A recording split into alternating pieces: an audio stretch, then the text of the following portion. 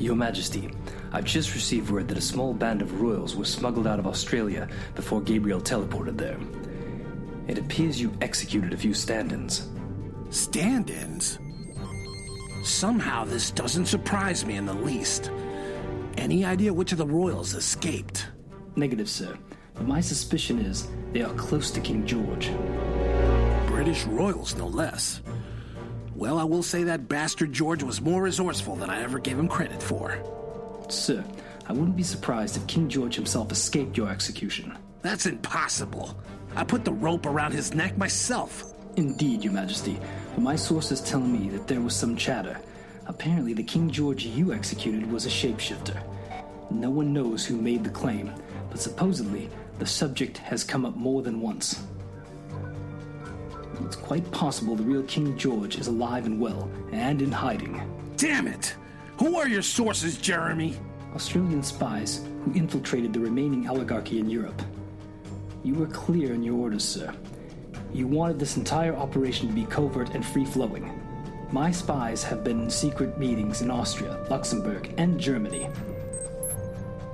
They are supposed to convene in Dusseldorf tomorrow night, under heavy secrecy. That makes sense. Tomorrow night is a full moon. Sir, I believe we should let them go ahead and have their meeting. It may be the only way to confirm whether King George and the other royals are still alive. Or if it's just conspiracy theories meant to lead us on a wild goose chase. Lord Oreb, use every available resource in our Black Ops unit to find out if these are merely crackpots talking gibberish, or if there are British royals still alive. But think about it. We use the same methods to get to the Canadians. Those insufferable reptilians might have used our own strategies against us. Sir, why would they do that? I mean, King George was not a very powerful man in the grand scheme of things. Why would they go to such lengths to save his skin? If by they you mean the Dracs, I wouldn't put anything past them. Nothing they do makes sense to us. But if King George is still alive and used a shapeshifter to stand in for his execution, there is no question he was the mastermind behind it all. And he plans to be the one to save what's left of the royals in a grand resurgence. How?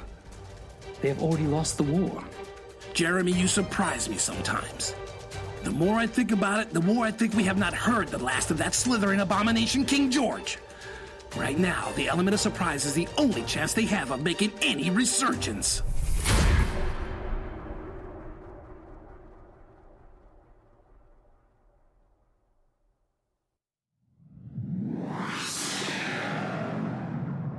New Kingdom Radio Theater.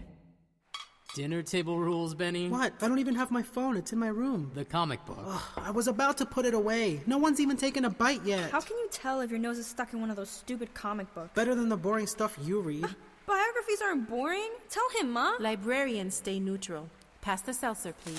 Oh, that storm sure is close. Bueno. I'm just glad you're not scheduled to fly a plane in this. Can we turn the air on? You know the rules. No air conditioning after Labor Day. When I was growing up in Puerto Rico, we just cranked open the the window. Y se fue la luz.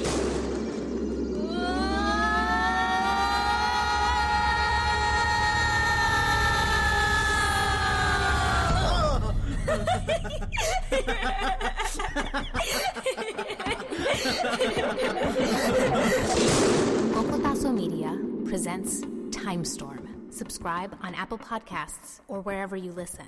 Witness, find, remember.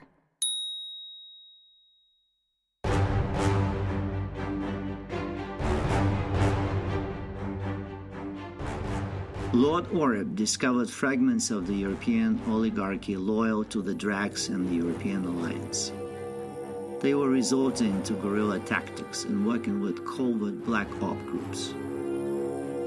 It was learned these enigmatic underground militia conglomerates were responsible for Lord Samuel's death. The king also learned they planned a daring kidnapping of Lord Joshua Jackson while he was overseeing Russia's restructuring.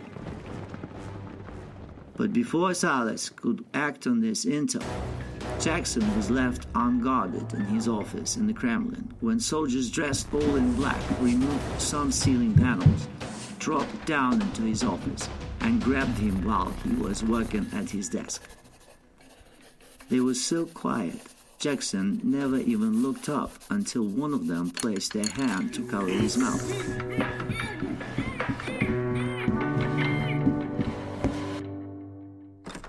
When Jackson's assistants returned to his office, he was gone.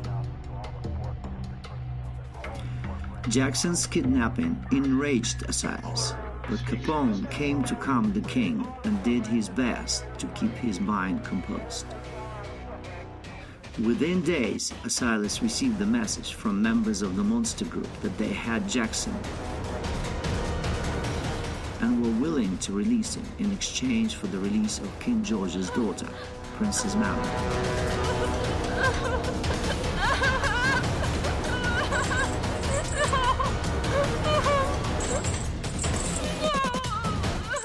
It was only known by a very few select number of people that Asilas had ordered Princess Marilyn to be kept alive. Asilas was so puzzled by this, it literally sent him into a tailspin of suspicion of everyone on the High Council, for only they knew Princess Marilyn was even alive.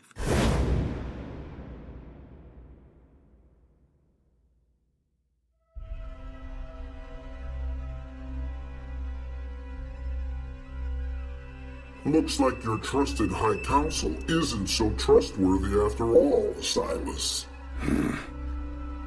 I suppose you're here to compound my already mounting suspicions. What would you suggest? Should I kill them all? This way I'll definitely eliminate the loose tongue. You criticize others for the drama they immerse themselves in, but you are quite the drama queen yourself. Well, you're not here for any useful purpose, so I'm going to use my mind to remove you. Well, you can try that.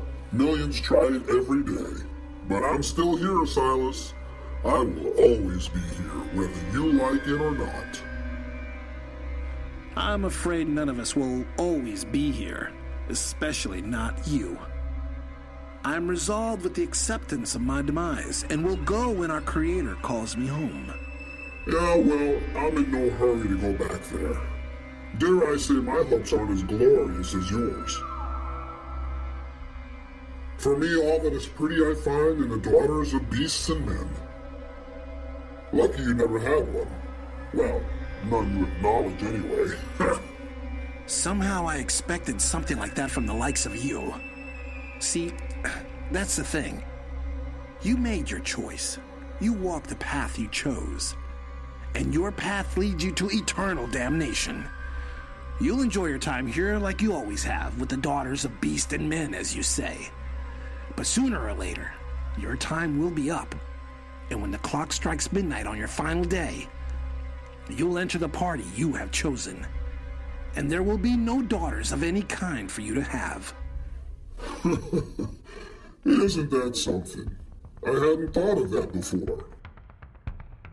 If I'm to be the overseer of hell and damnation for all eternity, how then will I one day also be destroyed? Will there be another overseer after me? The clock is getting ever closer to midnight, Beals. We'll all face our judgment soon enough. But I have my hopes on being in the heavens when you face your extermination. Maybe you'll be among all those poor souls that suffer. We are truly at the mercy of God. For we cannot know how his plans work, or why they work as they do. I prefer not to know. I prefer to serve him, and that's all.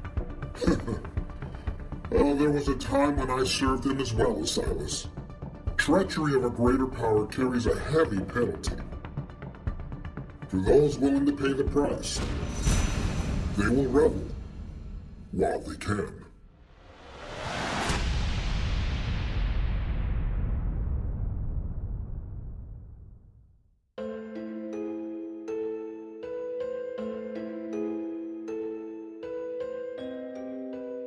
On the day Asilas was set to release Princess Marilyn, he fed a live stream to the monster group of the princess with a rope around her neck. The monster group responded with placing a rope around Jackson. Asilas, very agitated, said, The difference is Jackson is willing to die for the greater good of humanity, whereas all you want is to continue the insanity of ruining mankind and keep them enslaved under your lunacy. I know my friend Joshua is ready to die for our cause. Therefore, I reject your offer for a clean swap. And with that, the lead monster unmasked himself, revealing it was, in fact, King George.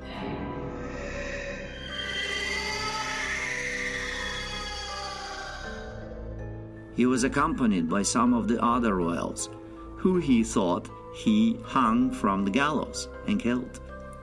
But King Asilas did not express shock at this revelation. He merely stared into the camera and smiled. Then, he took a pair of pliers and began crushing the young girl's fingertips. The screams grew louder, and King George yelled, "Stop!" To which Asilas responded, Tell me, George, why doesn't the sound of your child's scream not feed your reptilian masters? Asilas then proceeded to crush more of the girl's fingertips. And the cries in agony continued. King George removed the rope from Jackson's neck and pleaded with Asilas not to harm the princess any longer. Asilas gave King George until the day of his son's wedding to release Jackson. If Jackson was not released, he would torture the princess to a slow and agonizing death.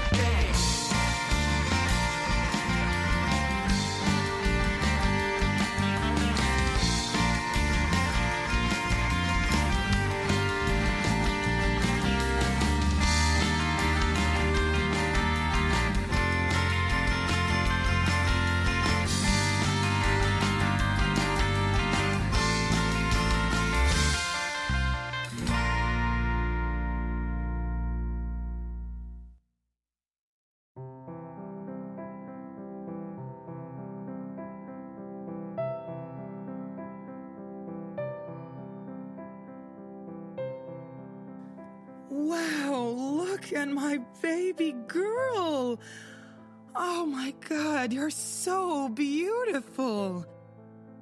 I can't believe you're actually getting married. It seems like just yesterday I was changing your diapers.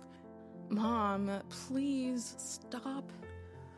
Well, I'm sorry, but when I see you walk down that aisle, I don't know if I'm gonna be able to contain myself.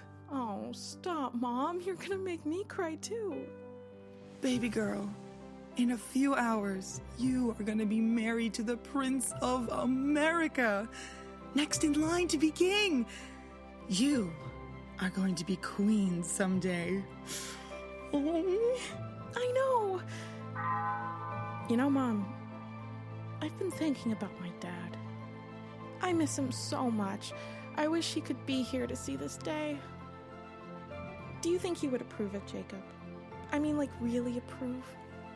Monica, your father would be so proud of you. And yes, he would have liked Jacob very much. But what's there not to like? He is handsome, a true gentleman. He's kind. And just an absolute sweetheart. You hit the mega jackpot. I was going to say lottery, but you probably don't remember what those were. But your dad wouldn't have looked at it that way, of course. He was a very serious man. You know, I'll let you in on a little known fact. Your father fought alongside Asilas in the Civil War. You never told me that before. I know, I should have. But it's your wedding day, and I figured this would be a nice gift for the occasion. You are now going to be American royalty. I don't think your father knew what this country was going to become, but he paid for this with his life. He sacrificed everything for America. And now, through you, he lives on within the walls of this immaculate castle. His seed is now joining with royalty. I don't think you could have been any prouder than I am of you right now. You know, I told Jacob that I want to start a family, like, right away. And if we have a son, I want to name him Malcolm, after my father. You do? Well, fine. Try to play a little before you start popping out babies. You two should have some fun first. Get to play around with being husband and wife and the royal stuff royal people do. Yeah, we will. We plan on going to Jekyll Island for the first part of our honeymoon, and then, if King Asilas says that things are safe, we can go to Italy. But you know, a lot of things still aren't settled over there yet. Oh, believe me, I know. Maybe you guys should stay in the American states for now. Or even South America, like Brazil. It's really beautiful there. When the rest of the world settles down, then you can take all the time you want in the Riviera, or Monte Carlo, or Venice, or wherever you like. But right now, it's still dangerous, baby girl. Besides, you want to enjoy your honeymoon without worrying about bombings and whatnot. Do you think things will start to settle down now that the war is over? Now, I don't want you to worry about all that stuff, because the war is far from over. Now, enough about that. Let's get you ready to walk down that aisle. Your dress is absolutely gorgeous. I can't get over how beautiful you look in it. Oh my God.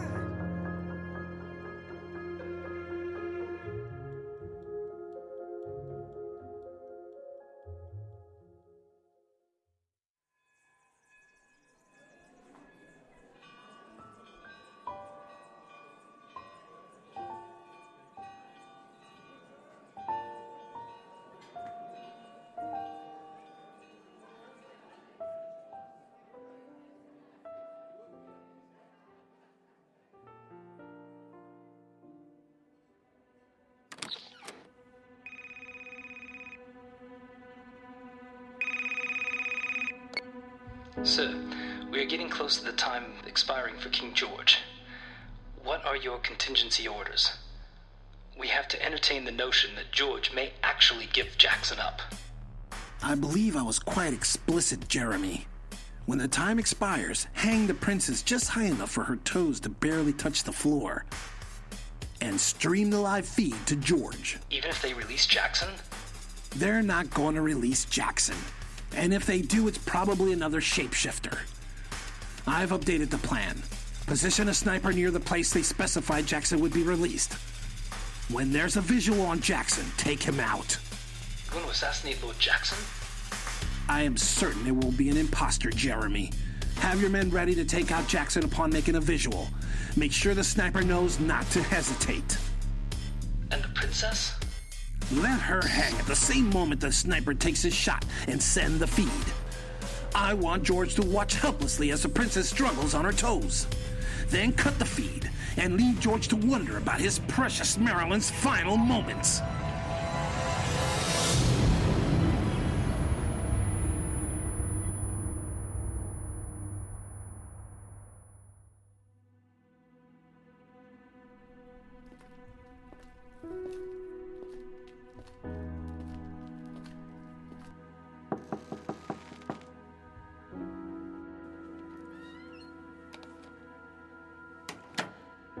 Well, look at the handsome prince. You nervous, Jacob? Me? Nah. Okay, yeah, I'm a little nervous. You should be. Your bride looks to make quite a mark on the world. I have to say, you both look stunning. I'm very happy for you, son. Wait, you got a peek at Monica already? Of course, you're the king. Father, I want you to know I asked Isaac to be my best man, but he didn't... I know, Jacob. Your mother told me. Isaac is just a little sore about the birthright thing, but he'll get over it eventually. He's here, but I think he's already very drunk. I hope he doesn't make a scene. I assure you your brother will not make a scene. I have a Spartan with him, posing as a guest. They're getting along just fine. The Spartan has been given the order to knock your brother out with a small syringe should he get out of hand. Don't hurt him, Father. He knows not what he does. He knows exactly what he's doing. But don't worry, he won't be harmed at all. Just relax. Take some deep breaths and get ready to make your vows, son. It's the biggest day of your life thus far.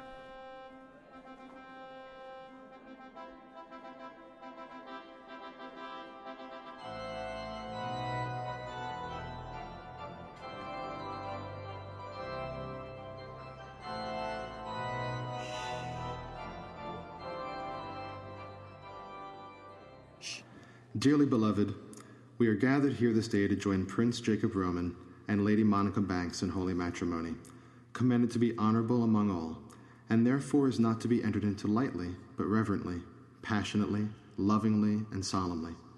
Into this, these two persons, present now, come to be joined. If any person can show just cause why they may not be joined together, let them speak now, or forever hold their peace.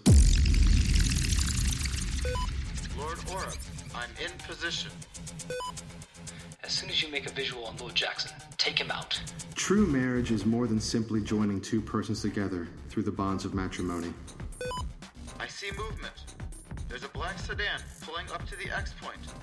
It is also the union of two hearts and the blending of two families. It looks like Jackson. Wait, it appears there are several Jacksons. Repeat, did you say several Jacksons? What do you mean? It lives on the love you give each other and never grows old, but also thrives on the joy of each new day. Commander, I count 5 men that look exactly like Lord Jackson stepping out of the sedan. Do I proceed and neutralize all of them? I have to contact King Asilas right away. Hold your position. When frustration, difficulty, and fear assail your relationship, as they threaten all relationships at some time or another, remember to focus on what is good and not what seems wrong.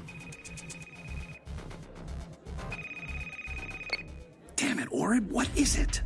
Sir, you're not going to believe what is transpiring. Ultimately, there comes moments when decisions must be made. Two people who love each other must ask themselves how much they hope for their love to grow and deepen. How much risk are they willing to take? Commitment may well be a fearful gamble. Then take them all out! Obviously, they want us to think the real Jackson is in the mix. Sir, maybe Maybe there's a way to find out which one is the real Jackson. There's no time! Because it is the nature of love to create. A marriage itself is something which has to be created.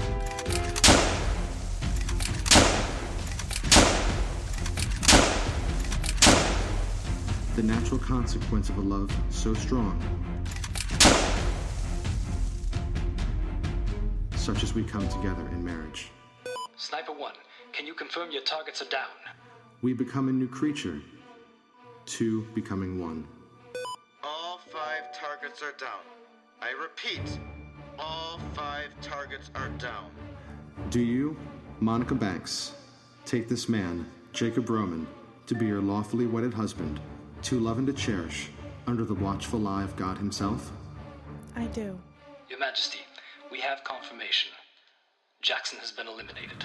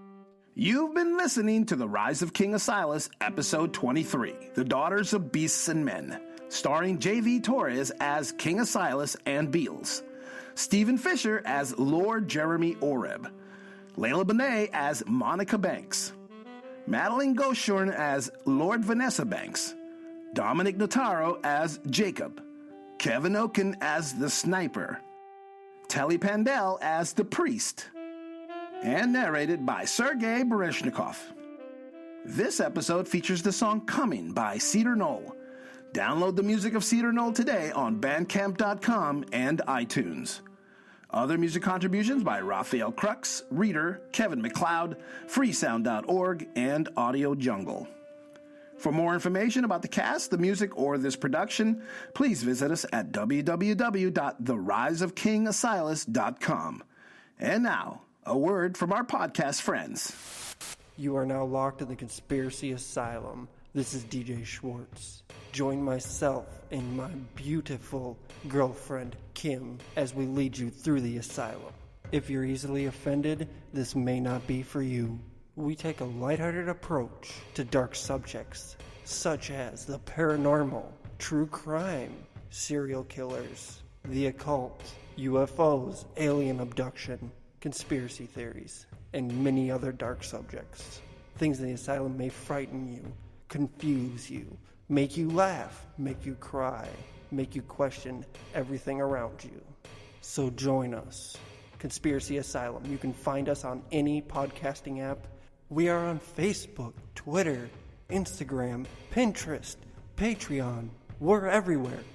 theconspiracyasylum@gmail.com. Conspiracy Asylum. Your straitjacket and padded cell awaits.